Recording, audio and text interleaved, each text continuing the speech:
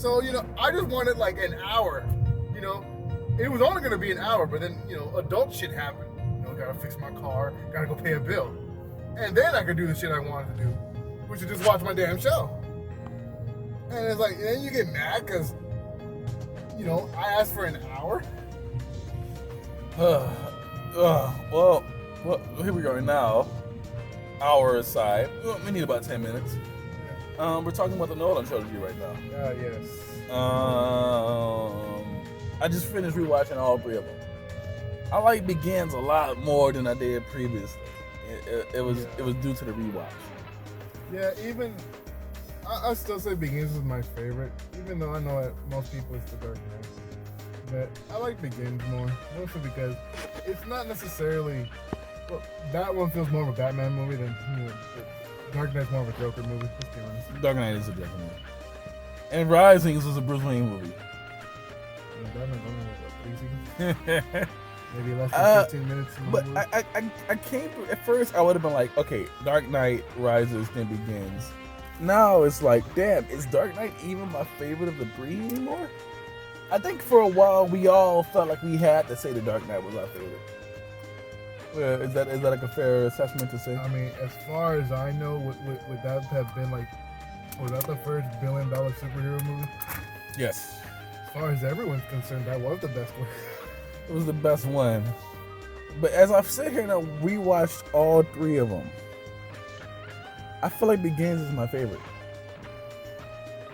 I think it goes more into just Batman, Bruce Wayne's character. It's so like much. What he stands for. He can be destroyed at any time or even locked up in a cell, but you become a symbol, you become more than just a man. And they cannot stop that. You become something else entirely. You become a legend that's necessary. It Begins delved more into the ideas. Okay, well, what makes you the Batman? It is like I'm sitting there watching this movie and I'm thinking about it. It's from subtle things like the scene where Bruce is like, I'll go back to Gotham and I'll fight men like this, but I won't become an executioner. It's like, okay, well, what makes you the Batman? It's the things like that. And even though I'm the one guy who defended Bruce Wayne killing people in the Snyder versions of Batman, it's like, it's still these things about Bruce Wayne. He still killed those people. He set the building on fire. He set the building on fire. He didn't kill him. He set him on fire. He just didn't save him. That counts as not killing. I don't save you, so it's not a kill. At least he didn't throw a bomb on the chest and kick him in the sword. Oh, Michael Keaton. Michael Keaton straight up murdered people. Michael Keaton just murdered people. But it's just like, it's these things. Begins delved so much into like what makes the Batman the Batman. It was rewatching it the other day. It's like I fell in love with the character all over again. Yeah, I can see that. The Dark Knight, it was more like the struggle of trying to keep being the Batman. Yeah. And with Rises, it was like, okay, well, you were the Batman. That time's come and gone. Now you're this guy who still thinks he's the Batman, and it's like with a cane. And you think you're still this guy. You're not anymore, but you still want to be this guy. So the Rises is more like a respect to Bruce Wayne himself, not so much the Batman. I don't know. What would be your take on those films? I mean, like I said, the Begins is just, I guess it goes more into both what Bruce Wayne and what Batman stand for. Same thing what you said, the Dark Knight was just kind of like a test to that. You had the unstoppable force meets the immovable object. Yeah. That battle for the soul of Gotham. The soul of Gotham. As Joker. You think I'm gonna leave a battle for Gotham's soul between a fist fight between you and I? No, I had my ace up the sleeve. It is that, right? Yeah, and for Rises, it goes into this Bruce Wayne. More Bruce Wayne. More Bruce Wayne, because he still thinks he's the Batman, even though he's older now, and clearly he's been out of the game. It's kind of like, I want to say, it's kind of like those like athletes who've retired and they haven't played in a while, but because because they were this back in the day. They used to be the shit. They try to play with the youngsters, and then they pull a knee or something, or pull their leg. Yeah. You know, something happens and twist their ankle, and they're like, oh. And I'm like, what do you think was gonna happen? What do you think was Well, first of all, you didn't even like stretch. You did. That's literally Batman didn't even like stretch. He just jumped into a fight with Bane. Yeah, I'll beat up a bunch of grunts on the roof. Those are grunts. This is Bane. This is Bane. Like, it's like, what are you doing, dude? Alfred warned him. Yeah, because he's like, he's at his physical peak, and you've been out of the game for a while. And it's like You think gonna come back and you got a bad leg. That leg brace only does so much. It's weird to see Batman as vulnerable. Yeah, I mean, it's not the first time they've done it. I mean, it's kind of similar thing happened, right, with the Nightfall? Nightfall. When Bane broke his back. Yeah, it's not weird to see. Or Returns, Dark Knight Returns. Yeah. Frank Miller's. Yeah. Not canon, but. Yeah, but it just goes to show, like, live action wise, we haven't seen that. As far as I know, we haven't seen Bruce Wayne be like vulnerable, lose to his villains. No, in no other live action Like, film do you ever see Batman lose live action. No, we never. Even though you gotta, like, even Ben Affleck as a beaten down, broken Batman, he's still the shit. You know, it's like he's an alcoholic, he's a recluse, he's all these things, and I like alcoholic Batman. Like, I feel like Christian Bale would have been like the Ben Affleck Batman, had like the whole thing with Harvey didn't happen, but he just stopped caring. He just stopped caring. He's like, I'm gonna just be the criminal. They want me to be the criminal, I will be the criminal. It's just like, you lose that inspiration there. It's like, I mean, but is the Bat feared? Oh hell yeah, he's feared. But what makes the Batman? Is it the no killing? Is it the training in the mountains? Is it I lost my parents? Like what? Like, cause there's different interpretations of this character, but they all kind of meet in the same spot somewhere. You know what I mean? They all kind of.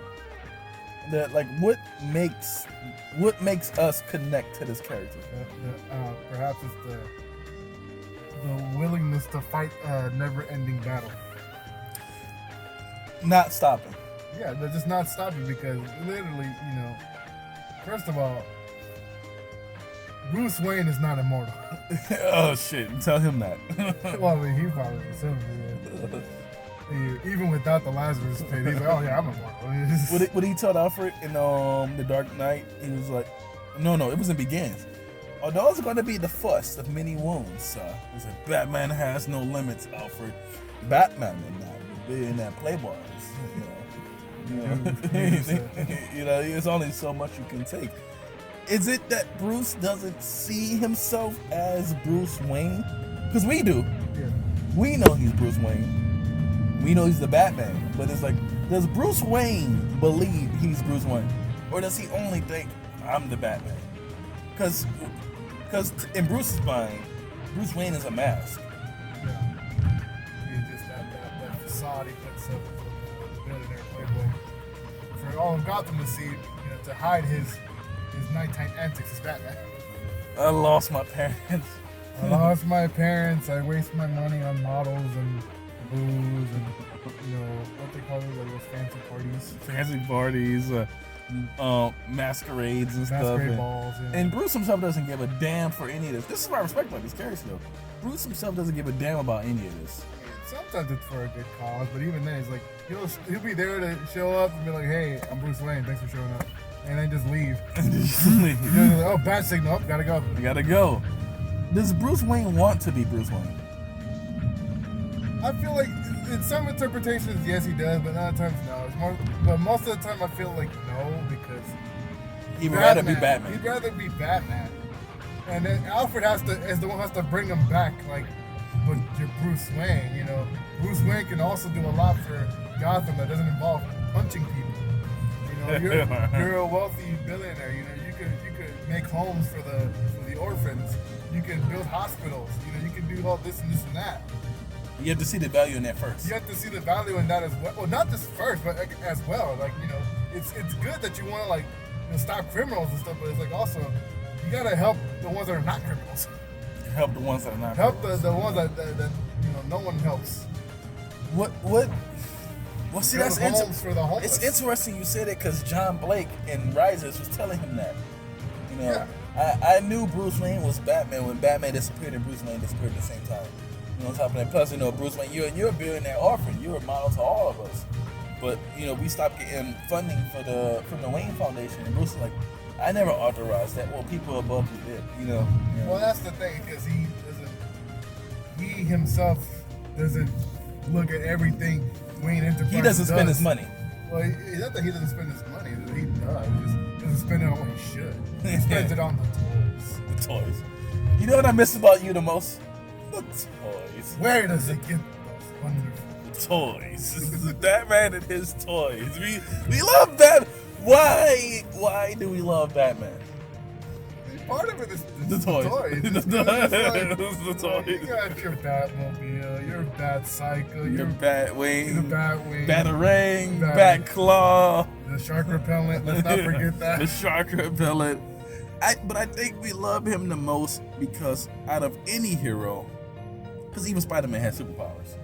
It's like out of any hero, he's the one who's just like, I'm a guy, you know, and you killed my parents. And it's just like, and I don't want nobody else to kill my parents, but there is that one thing about Batman that I connect with the most. I love Batman because he's the only insane superhero. You know, he's the one. I mean, if you just say it out loud, I'm afraid of bats, so I'm going to dress up like a bat to make criminals and super criminals afraid of bats so they can share my fear and I can make them fear committing crime like I fear bats. That sounds crazy if you say it out loud. You know, even Joker said he belongs in here like the rest of us. And it's just like, you know, it's just like you're as insane as the villains you go after. You just don't admit it. You have this nonsensical, I won't kill anybody, not even you, rule. To where your own son, Jason Todd's like, Bruce, I forgive you for not saving me. I don't even blame you for that. It just happened. When I came back to life and I saw the Joker was still alive, it pissed me off.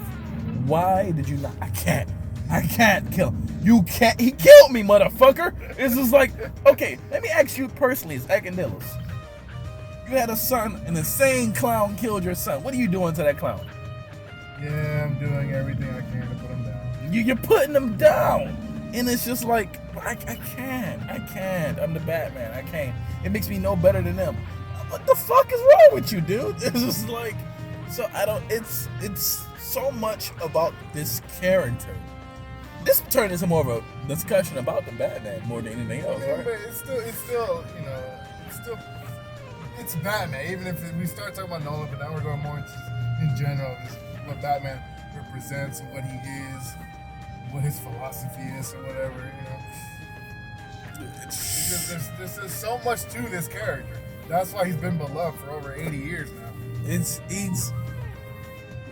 Is he my favorite? I don't know. Iron Man's my favorite, so no, he's not. But you know, it's like he's up there. Right? He's definitely Iron Man, Batman, Spider-Man. You know, those are my top three probably. You know, Superman number 4, if I would say. Flash number 5. You know, but it's just like Batman is just like he's just one character that we can all look at and just be like, I get it. Not girls. Girls can't get them. They don't. Oh, why is it just like a bat? You know, they just, it's like it flies over their head, right? I mean, sometimes it's just a matter of. You gotta take. I remember there was a quote. I might be like saying it wrong, but something about like you have 2 ears and 1 mouth. That means you're supposed to listen more and talk less. Oh, damn, that's good. Who told you that quote? I heard that somewhere. I forgot where it was. I've never heard that before. Wow, that's no, actually, you know what it was? I was watching Christy Carlson Romano video. Christy Carlson Romano? She has a YouTube channel, and she was walking in the park talking about her life and whatever, and she said that, and I was like, that's where I heard it from. That's great. Wow. I gotta look that up. That's fantastic. That's wild. You got 2 ears and 1 mouth, so listen more and talk less. That's good, right? That's so good. Is there any way you want to wrap this discussion up talking about the Batman, talking about Bruce Wayne, or both, or the Nolan trilogy? Is there anything kind of you want to leave off on? Something you took from the trilogy personally, maybe? Oh, as far as like, I guess comparing, because I always like to compare, even if you're not supposed to. I just like doing it, comparing, the old, the new, and even like in the present, in the future. Even the present now, because now we've had Ben Affleck, and then we're gonna get Robert Pattinson next. I have no idea what they're gonna do. I can't wait to see it though. I can't wait to see it. More Batman is never a bad thing. No, but I do like just the Nolan trilogy just did a lot for Batman, in my opinion, as far as like getting this mass appeal. Batman's always had this mass appeal. Part of it is just that, yes, he's the regular man, and he can stand next to these gods in the Justice League. Gods among monsters. Yeah. Gods and monsters. And they respect him. They respect him as an equal. Yeah, they do. Even though he's just a man. It's because he has that John Wick thing, the whole focus, commitment, and sheer fucking determination. Batman is.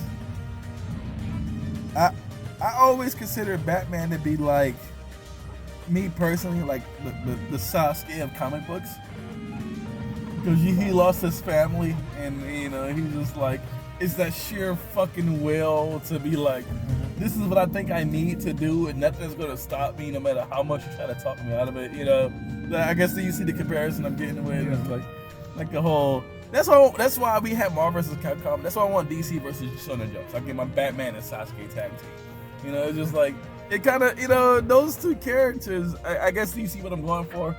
Like Sasuke would kill people with the Bruce Wayne, and Sasuke would kill. Yeah, Sasuke would kill. Sasuke Chi would kill you. That's what they kill you. Sasuke Chi would kill you. But they're both nuts. They're both nuts. But Sasuke got his redemption though towards the end, and he changed his way of thinking.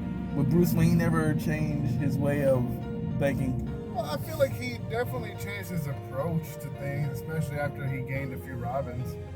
Because it's like, well, it took like 4 or 5. Once the family started growing, because it wasn't just like the one man, mission or whatever. And like, I don't care what happens to me. Now it's like, I care about what happens to these people and me. And me. And then, just continuing this, if and when I'm gone, they can continue this torch for me. The symbol. So before we get out of here, rank the Nolan trilogy. You personally. Probably order of release. Yeah. Order of release. Yeah. Rises, Dark Knight, then Return. I mean, Begins, Night, Returns. Right. Those are the ones you like the most. Yeah. I'm not sure I disagree with that. I'm not sure, because rewatching Begins again, I was like, man, I loved it. Rewatching Begins again, I loved it. I was like, oh my god, this is like start to finish. I know some people probably say, they probably put Dark Knight over Begins. But I guess some people go back and forth with. But that doesn't mean Returns. That doesn't mean Rises is bad at all. No, Rises was great. Like Rises is fantastic. But it's just certain things about Begins. This is one scene that Begins when he was with Gordon and Katie Holmes, Rachel, got poisoned. Gordon's like, "What are you doing?" Call back up. And it was kind of like a callback, because earlier in that scene, the cops was like, Gordon was like, what are we all doing? We're waiting for backup. Batman's inside there.